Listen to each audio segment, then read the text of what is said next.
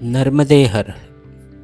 रोज की तरह हम आज भी आगे बढ़े। एक खेतिया करके जगह है, वहाँ खेतवा भी बोलते कुछ लोग।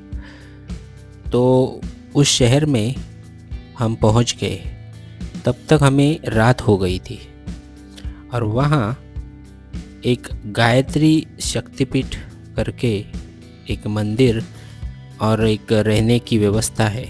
और आगे मार्केट में एक मंदिर, गायत्री मंदिर भी है और वहाँ आपकी भोजन की भी व्यवस्था है। वहाँ गायत्री शक्तिपीठ के उस आश्रम में रहकर हम दूसरे दिन प्रकाशा भी जाना चाहते थे, जिसे दक्षिण काशी या मिनी काशी भी बोला जाता है। कल रात को हम लगभग 93 किलोमीटर आ गए थे। 30-40 किलोमीटर पहले तो चढ़ाई थी, नहीं तो और भी डिस्टेंस हो जाता। यहाँ एक शक्तिपीठ है, श्री गायत्री शक्तिपीठ करके। यहाँ आपको रहने की व्यवस्था मिलेगी। वो पीछे जो बिल्डिंग दिख रही है उसमें ऊपर की तरफ रूम वगैरह है और खाने पीने की व्यवस्था नहीं है। आगे जाके मतलब जिस दिशा पे आप आगे बढ़ने वाले हो, इससे पीछे थोड़ा एक 50 मीटर के पीछे शर्मा जी का ढाबा करके एक जगह है, वहाँ खाना अच्छा मिलता है। वहाँ हम खाना खाया है। और आगे मार्केट में भी यही शक्तिपीठ का गायत्री श्री, तो गायत्री मंदिर में भी आपकी रहने की व्यवस्था है और खाने की भी है मेरे ख्याल से। लेकिन हम पहले इधर ही आए तो इधर ही रह गए। और वो भी दूर नहीं है, आगे ही है, 100 मीटर पर ही है। हमारी साइकिल रेडी है, इधर अर्जुन का भी रेडी है। मेरा बैग में एक चीज़ बढ़ गई, वो है मेरा कंबल जो मैंने लाया नहीं था, ये वाला बीच रास्ते में खरीद लिया।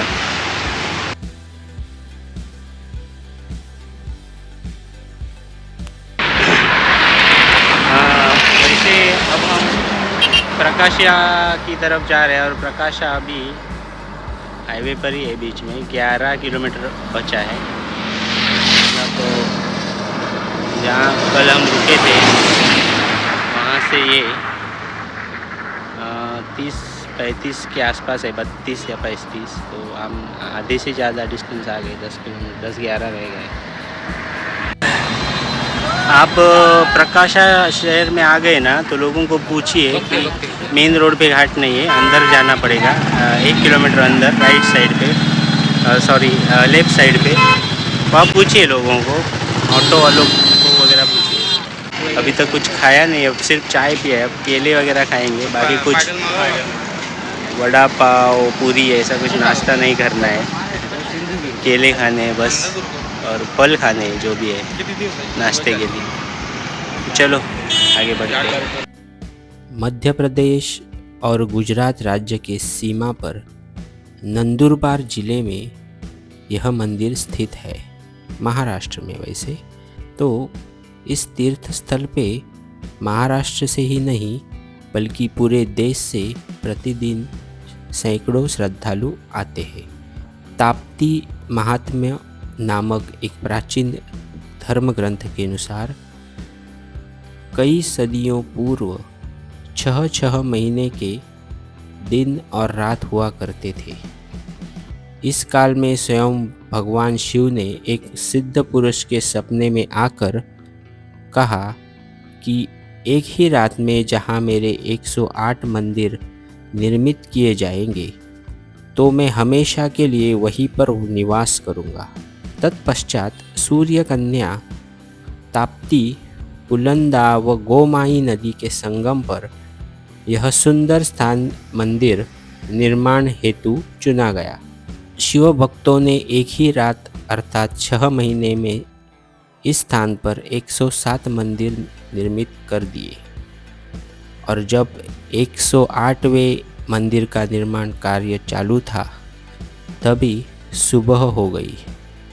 इस स्थान पर प्रकाश पड़ने की वजह से, मतलब सूरज का किरण पड़ने की वजह से, इस स्थान को प्रकाशा नाम से प्रसिद्ध किया गया। इसके पश्चात तीर्थ क्षेत्र काशी में भगवान शिवजी के 108 मंदिर निर्मित किए गए और वहाँ स्वयं भगवान काशी विश्वेश्वर रूप में विराजित हुए। यही इस जगह की कहानी है। और इस वीडियो में जो आपको प्लेटफॉर्म जैसा दिख रहा है, जहाँ ऊपर अब टाइल्स वगैरह, कोटा टाइल्स वगैरह बिठाए हैं, वो आधा अधूरा प्लेटफॉर्म उसी काल में बनाया गया हुआ है। तो केदारेश्वर मंदिर के दर्शन किए, वहाँ की कहानी जान ली और अक्कल कुआ करके जो गांव है उसके लिए आगे बढ़े। तब तक शाम हो चुकी थी, लेकिन आसपास का नज़ारा बहुत ही खूबसूरत था। बीच रास्ते में लोगों ने हमें चाय के लिए रुकवाया और अक्कल कुआ से थोड़ा आगे रामदेव बाबा जी मंदिर करके एक जगह के बारे में कहा और वहाँ रुकने की व्यवस्था है, ऐसे सलाह दी। तो हम अक्कल कुआ से भी थोड़ा आगे बढ़े। रोड बहुत ही अच्छा था, हरे भरे खेत और आसमान में नीले रंग के साथ बादलों का जो नज़ारा था, ढलता हुआ सूरज, सब कुछ कमाल का ही था। लगता था कि ये नज़ारा ऐसे ही बना रहे और हम साइकिल चलाते ही रहे।